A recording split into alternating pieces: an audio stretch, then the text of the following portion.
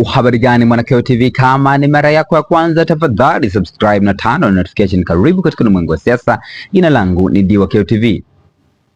Godbless EJ Lema amwandikia ujumbe mzito Tundu Antipas Lissu. Ifahamike kwamba Tundu Antipas Lissu ni takriban siku sasa nne zimebaki tangu siku nne zimebaki Tundu Antipas Lissu kuweza kupandishwa kizimbani na kuendelea na kesi yake ya uhaini. Ifahamike kwamba ni takriban sasa inakaribia mwaka tangu kamatwa kwa Tundu Antipas Lissu. Alikamatwa mwaka 2025, ilikuwa ni tarehe 14 mwezi wa 4 akiwa katika mkoa wa Ruvuma, wilaya ya Mbinga, pale ambapo alikuwa anaendelea na ziara yake ya kuhutubia kuzunguka nchi nzima kwa ajili ya kukutana na wanachama mbalimbali wa Chama cha Demokrasia na Maendeleo Chadema. Lakini Godbless EJ Lema ameandika waraka kuhusu Tundu Antipas Lissu, na nukuu waraka wa Godbless EJ Lema, na nukuu: usiogope wala kuyumba moyo, kwa maana waliokuweka jela wana mashaka makubwa kuliko wewe. Wewe una dhamira, wao wana hofu. Wewe una msimamo wa haki, wao wana wasiwasi. Ukweli haufungwi kwa minyololo na haki haizimwi kwa kuta za gereza. Endelea kusimama imara, kwa sababu unachokisimamia ni kikubwa kuliko hofu zao. Unapaswa kuwa na familia yako, lakini huko jela kwa ajili ya watu na nchi. Kusudi njema sana hili. Huoni ujumbe huu, lakini angalau ndugu na watoto wako wataona na kupata nguvu wakati wakitafakari. Mwisho wa kunukuu maneno mazito kwelikweli kutoka kwa Godbless EJ Lema. Godbless EJ Lema amemwandikia ujumbe Tundu Antipas Lissu ambaye ni mwenyekiti wa Chama cha Demokrasia na Maendeleo Chadema, akisema kwamba asiogope wala kuyumba moyo, kwa maana waliokuwa jela wana mashaka makubwa kuliko wewe. Wewe una dhamira, wao wana hofu. Wewe una msimamo wa haki, wao wana wasiwasi. Ukweli haufungwi kwa minyololo na haki haizimwi kwa kuta za gereza. Endelea kusimama imara, kwa sababu unachokisimamia ni kikubwa kuliko hofu zao. Unapaswa kuwa na familia yako, lakini huko jela kwa ajili ya watu na nchi. Kusudi jema sana hili. Huoni ujumbe huu, lakini angalau ndugu na watoto wako wataona na kupata nguvu wakati wakitafakari. Mwisho kunukuu maneno mazito kwelikweli kutoka kwa Godbless EJ Lema. Maoni yamekuwa ni mengi kwelikweli katika eneo la kutoa ujumbe hapa. Wa kwanza anaitwa Father Mapendo, anasema ameandika Kiingereza kidogo, amenukuu msemo wa George Orwell, anasema the further society drift from the truth, the more it will hate those that speaks it.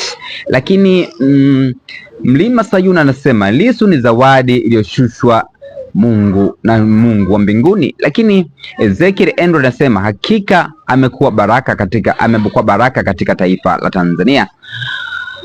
Tanzania anasema Simba ataunguruma tarehe 9 Februari mahakama kuu. Watawala feki, pressure inawapanda na kushuka. Lakini Esther Maka anasema imekaa poa. Lakini Patrick Raison anasema exactly. Lakini Msakatonga anasema fact Jai King. Lakini Jiwe Mwamba anasema Mungu amlinde na kumbariki Lissu wetu. Lakini Bwana Joseph anasema atupo na Tanzania ambayo Nyerere akifufuka na kuona mauaji yaliyotokea na hakuna waliofikishwa popote na wenye madaraka kuonea wapinzani wake na kuhofia ushindani ulio wa haki. Lakini Paulo anasema Bwana ni mwema siku zote. Lakini Babu Loha anasema Lissu ni mtu mwema sana na uhakika huyo si wa kawaida kabisa. Lakini Mcheni Mungu anasema tujitokeze. Lakini Mtoto wa Mungu anasema mahakama ni chombo kinachoongozwa kwa sheria. Lakini Mkinga anasema tutashinda. Nashwa anasema amina. Alex Bwaga anasema mtu wa Mungu kabisa, ni mikono yake meupe kama theluji. Lakini Zaina Msambo anasema ila Lema. Lakini Mkuda anasema haki, bila haki hamna amani Tanzania. Lakini Benedict Felisa anasema hili jamaa maneno mengi kutafuta relevance, bichwa tupu. jambawazi mstaafu. Lakini East Cube anasema darasa la sheria ama darasa la uhaini. Jamani, hili sheria iko chini yake saizi. Ananuka, anatukana kidogo hapa. Lakini Warida anasema chuma. Tatizo Kibunda anasema Amina. Donje anasema kuna hii kesi alafu kuna mechi ya Yanga. I can't wait please. Jennifer Michael anasema sijawahi kuona darasa linasoma miaka jera. Lakini Yego anasema hebu na wewe nenda jela, lakini kwa ajili ya nchi nao wa Tanzania watu. Hayo ni maneno ambayo yametoka katika sehemu ya comment section kutoka kwa mwanaharakati maarufu na mwanachama wa Chama cha Demokrasia na Maendeleo Chadema ambaye ni Godbless EJ Lema. Ningependa kuona Mwanakeo TV unatoa maoni yako kwa hichi ambacho Godbless EJ Lema ameandika katika mtandao wa Twitter. Godbless EJ Lema huyu ni miongoni mwa wanachama mashuhuri kabisa kutoka katika Chama cha Demokrasia na Maendeleo Chadema, ambapo mara kadhaa wamekuwa wakiambatana na viongozi mbalimbali wa chama hicho Chadema, akiwemo Tundu Antipas Lissu mwenyewe ambaye ni mwenyekiti kwa sasa yupo jela, lakini makamu mwenyekiti wa chama hicho Chadema ambaye ni John Heche amekuwa na ukaribu sana na Godbless EJ Lema, lakini katibu mkuu wa Chadema bara ambaye ni John Mnyika amekuwa na ukaribu sana na Godbless EJ Lema. Lakini wengi mnajiuliza Godbless EJ Lema ana cheo gani katika Chama cha Demokrasia na Maendeleo Chadema? Godbless EJ Lema ni mjumbe wa kamati kuu katika Chama cha Demokrasia na Maendeleo Chadema, na ndio maana anapambania sana masuala ya haki kwa ajili ya ukifanya Chama cha Demokrasia na Maendeleo Chadema kiweze kupambania haki. Ujumbe wake huu au waraka huu una maana gani katika siasa za Tanzania?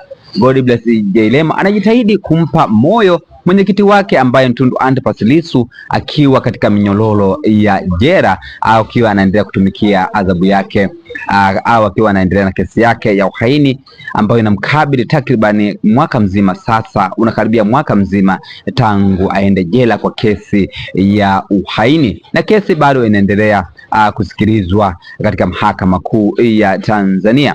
Waraka huu wa Godbless EJ Lema unawapa moyo wanafamilia wa Tundu Antipas Lissu. Ndio maana amemaliza kusema japokuwa Tundu Antipas Lissu mwenyewe hawezi kuona ujumbe huu, lakini familia na watoto wa Tundu Antipas Lissu wanaweza kuona na kufarijika. Una maoni gani kwa hichi ambacho Godbless EJ Lema ameandika katika mtandao wa Twitter? Tafadhali shusha maoni yako katika sehemu ya comment section. Jina langu ndio KTV. Tunakatuja katika masuala ya kisiasa. Bye bye.